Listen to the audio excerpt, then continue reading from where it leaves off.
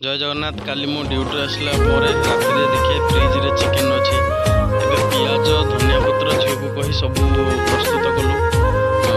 एबे अदा रसुण पेस्ट पकई दही टिके पकई लंका गुंड हलदी तेल टिके पकई मिसई ताको फ्रिज रे रखिबा पई झील को कहली। झील फ्रिज रे नहीं रखीदेले चिकेन को।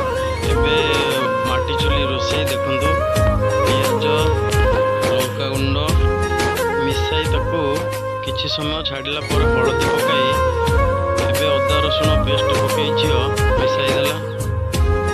टिके लागिबारु पानी देई ताको मिसई छाड़ी देला। एबे कंचा लंका पकई ताको मिसाई धनिया पाउडर जीरा पाउडर पकई मिसाई किछि समय छाड़ी देला। चिकेन मसला रखिथिले टिके पकाइले। एबे आलू पकई ताको गुलई पानी दे टिके रखिदेले। एबे टिके हेई जिबारु ता सहित चिकेन पकाई मिसई ताको गुलई रखिले। देखंतु चिकेन नु पानी मरिबार दही टिके पकाई झिया हमर ताको मिसईले।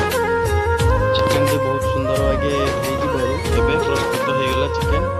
धनिया पत्र गरम मसला पकाई ताको रखी एबे खाइबा स्टार्ट है। झी आमर काकुड़ी सालाड कर पूर्व